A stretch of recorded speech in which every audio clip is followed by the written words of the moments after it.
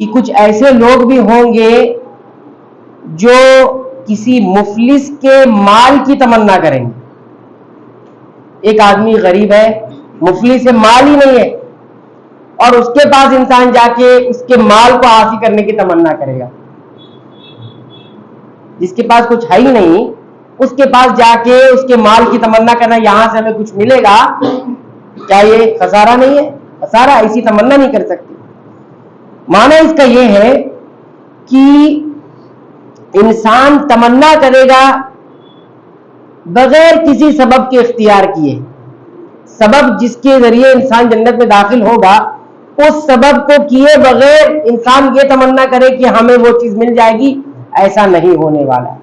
اللہ تعالیٰ نے ابتدا کیسے کی آیت کریمہ سے, ام حسبتم, کیا تم نے یہ سمجھ رکھا ہے, گمان کر رکھا ہے کہ تم جنت میں چلے جاؤ گے, حالانکہ ابھی تمہیں جہاد جیسے مرحلے سے نہیں گزرنا پڑا ہے, ابھی تم نے صبر کی بھٹیوں سے بھی تم تپ کر نکلے نہیں ہو.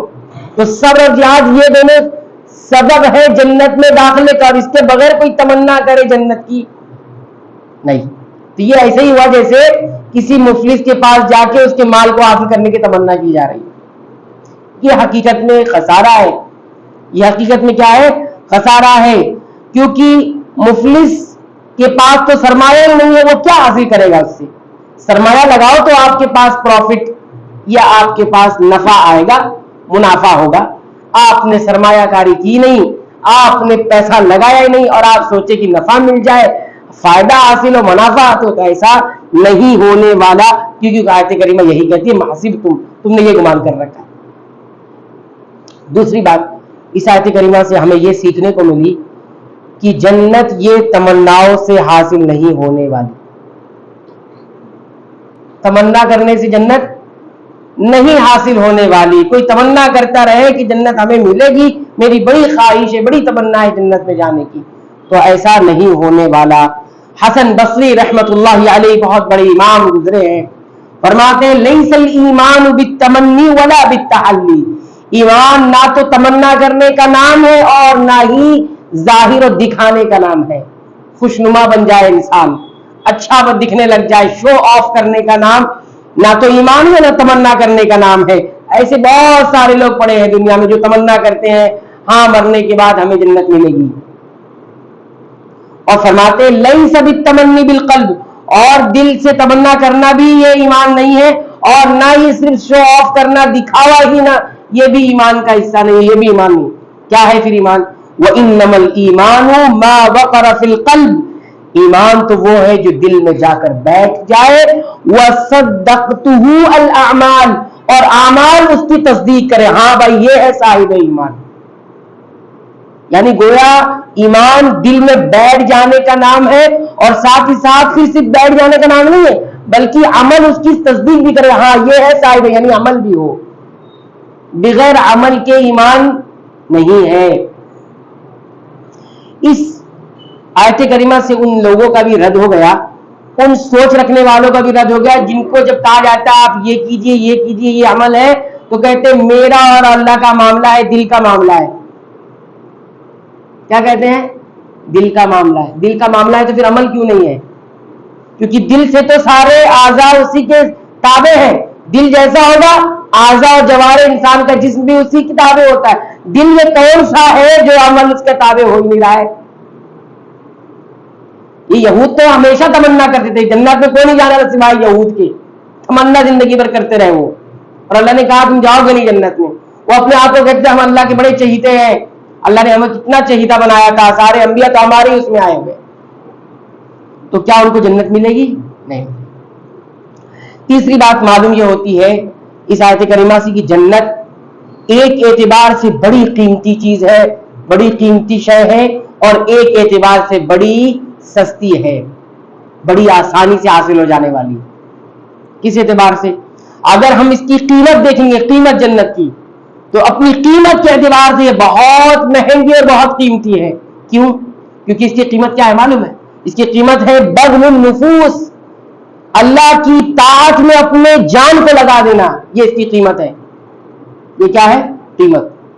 اپنی جان کو, مال کو اور اپنی ساری چیزوں کو اللہ کی اطاعت میں لگانے کا لگانا یہ جنت کی قیمت ہے. اس اعتبار سے کیا ہے یہ بہت قیمتی ہے, ایسے نہیں حاصل ہوگا. اس کی قیمت چکانے کے لیے ہمیں کیا کرنا پڑے گا, اپنے نفس کو اپنی جان کو لگانا پڑے گا. اور کیا قیمت ہے اس کی, والجہاد لإعلاء کلمتی, اللہ کے کلمے کی بلندی کے لیے جہاد کرنا, یہ ہے قیمت اس کی. جان, مال, خواہش, تمنا, یہ سب کو خرچ کرنا, یہ اس کی قیمت ہے. اس اعتبار سے کیا ہے جنت مہنگی ہے, قیمتی ہے. سستی کس اعتبار سے ہے, سستی اس اعتبار سے ہے, آسانی کے ساتھ حاصل ہے اس اعتبار سے کیونکہ یہ معاملہ اس پر تو آسان ہو جائے گا جس کے اللہ تعالیٰ آسان کر دے تو بڑی آسانی کے ساتھ اس پر چلنے لگتا ہے. اسی لیے آپ دیکھیں گے جس کو توفیق الہی نصیب ہو جاتی ہے, نیکیوں پر توفیق مل جاتی ہے جس سے, تو آپ اس کو دیکھیں گے اس کی ہمیشہ یہ تمنا رہے گی میرا نام بھی ان لوگوں میں لکھ لیا جائے جو جہاد کریں گے, جہاد میں نکلنے والوں کے لیے میرا نام لکھ لیا جائے, اور ساتھ ہی ساتھ وہ جہاد میں نکلتا ہے اور اللہ کے راہ میں جہاد کرتے شہادت نصیب کر لیتا ہے. کتنے صحابہ کرام تھے, سبحان اللہ. بچے بھی جہاد کے لیے بھرتی ہو رہی ہے, کون کون جہاد میں جانے والا ہے, اس کے لیے امتحان ہو رہا ہے, ٹیسٹ ہو رہا ہے کہ جو اس معیار پہ اترے گا, اس امتحان کو پاس کرے گا, اس کی بھرتی ہوگی. بچے سب انگوٹھا اٹھا اٹھا کے اپنی سائز بڑھا رہے ہیں کہ ہماری بھی وہ سائز, وہ ہمارا بھی قد و قامت ہو جائے کہ اس سائز تک ہم پہنچ جائے, ہمیں بھی بھرتی ہو جائے. سبحان اللہ. یہ وہ انسان ہے جن کو توفیق مل گئی, کتنا آسان ہے, کتنا آسان ہو گیا اس کے لیے. توفیق ملی تو آسان ہو گیا, اس لیے اتنا آسان ہے جنت, لیکن توفیق نہ ملے تو بڑی مشکل ہو جائے جنت. یہ تیسری بات. چوتھی بات یہ معلوم ہوئی اس آیت کریمہ سے کہ اللہ رب العالمین بندوں کو آزماتا ہے, اس کا امتحان لیتا ہے ان چیزوں کے ذریعے جو اس کے صبر کو بتاتی ہے یا پھر اس کے ناصبری کو بتاتی ہے. کتنا صابر ہے اور کتنا بے صبرا ہے, یہ اللہ رب العالمین آزماتے ہیں. کیا فرمایا, وَلَمَّا يَعْلَمِ اللَّهُ الَّذِينَ جَاهَدُوا مِنْكُمْ وَيَعْلَمَ الصَّابِرِينَ. ابھی اللہ تعالیٰ نے ظاہر بھی نہیں کیا جہاد کرنے والوں کو اور صبر کرنے والوں کو.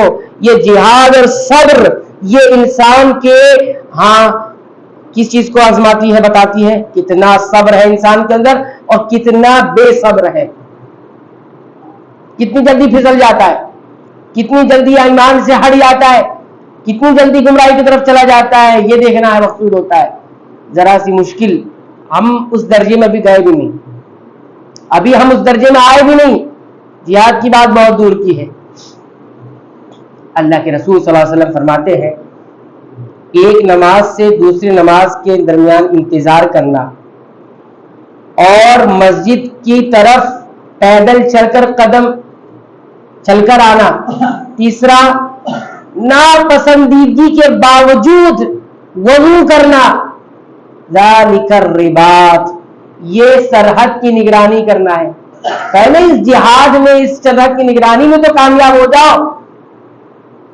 کتنے لوگ کامیاب ہیں, کتنے لوگ کامیاب ہیں.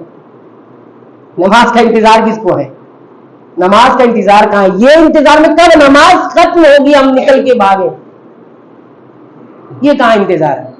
آپ دیکھیے نماز میں آنے کے لیے کیا کیفیت ہے اور نماز سے جانے کے لیے کیا کیفیت ہے. اللہ کے رسول صلی اللہ علیہ وسلم ذالک الرباط, یہ رباط ہے, یعنی آپ خود سرحد کی نگرانی کر رہے ہیں. بعض روایتوں میں جہاد کا بھی لفظ ہے, یہ جہاد ہے. تو پہلے اس جہاد کا مرحلہ ابھی آ ہی نہیں رہا ہے, اس جہاد میں ہم کامیاب نہیں ہو رہے, اور بات اس جہاد کی ہو رہی ہے جو ابھی بہت دور ہے, جو ابھی بہت دور ہے. تو بہرحال اللہ رب العالمین اسی طرح سے پانچویں اور آخری بات اس آیت کریمہ سے معلوم ہوتی ہے وہ یہ کہ اللہ رب العالمین کی جو جزا ہے, بدلہ ہے, چاہے وہ سزا کی شکل میں ہو چاہے وہ ثواب کی شکل میں ہو, بہرحال اس سے پہلے ایک امتحان ضرور ہوتا ہے. سزا دینے سے پہلے بھی اور جزا بدلہ دینے سے پہلے بھی, ثواب دینے سے پہلے بھی بندے کے درمیان امتحان ہوگا, کیونکہ پہلے امتحان ہوگا اس کے بعد دیکھا جائے گا کہ ان کو سزا دینا ہے کہ جزا دینا ہے, سزا دینا ہے یا ثواب دینا ہے. کیا فرمایا, وَلَمَّا يَعْلَمِ اللَّهُ, ابھی تک اللہ نے ظاہر نہیں کیا. تو جزا جنت دینے کے لیے کیا ہے, یا جہنم دینے کے لیے, جہنم سزا ہے اور جنت جزا ہے, بدلہ ہے, یعنی ثواب ہے. تو اس سے پہلے کیا ہو رہا ہے, امتحان ہے. تو کون شخص اپنی تربیت میں یہ چیز داخل کر لے کہ بغیر امتحان کے مراحل سے گزر کر میں جنت اور جہنم تک پہنچوں گا نہیں ہوگا. اللہ یہ حجت اللہ رب العالمین کے قانون میں عدل ہے, انصاف ہے, بغیر اس کے نہیں ہوگا. آپ کو بھلے پرکھا جائے, کسی نے فکس نہیں کر لیا. تو نظریہ لوگوں نے اتنا گمراہی پھیلائی ہوئی ہے, اتنی گمراہی پھیلائی ہوئی, سب کو اس ڈگر پہ لگا دیا. جنت رسول اللہ کی, ہم رسول اللہ کی کہتے نا لوگ, ایسی گمراہی پھیلائی ہوئی. یہ گمراہی وہ عزت للمتقین, جنت متقیوں کے لیے تیار کی گئی ہے. جنت متقیوں کے لیے تیار کی گئی ہے. جنت نیک بندوں کے لیے تیار کی گئی ہے. نیکی میں جو صالحین ہوگا وہ جنت میں جائے گا. یہ کوئی اللہ نے فکس کر کے رکھا ہے. انبیاء کو تو اور مراحل سے گزرنا پڑا آزمائش کی. تو یہ کہنا کہ بغیر امتحان کی جنت میں چلے جائیں گے, ایسا نہیں ہونے والا. اللہ کی سزا اور جزا جو بھی ہے وہ امتحان کے مرحلے سے گزر کر ہی ہونے والا. ہر کسی کا امتحان, بلکہ اہل علم کہتے ہیں کہ انسان ہر گھڑی امتحان کے مرحلے سے گزر رہا ہے. یہ کوئی گھڑی, کوئی لمحہ خالی نہیں کہ اس کا امتحان نہیں. ہر لمحہ ایک امتحان ہے, اس کو امتحان کے نظریے سے دیکھیے. پوری کائنات امتحان کے لیے پیدا کی. اللہ تعالیٰ سے دعا ہے کہ رب العالمین تو ہمیں آیت کریمہ کی تمام باتوں کو یاد رکھنے کی توفیق عنایت فرما, اس کے مطابق اپنے ایمان, عقیدے, اعمال کی اصلاح کی توفیق عنایت فرما, نیک اعمال کی توفیق عنایت فرما. آمین. وآخر دعوانا الحمدللہ رب العالمین.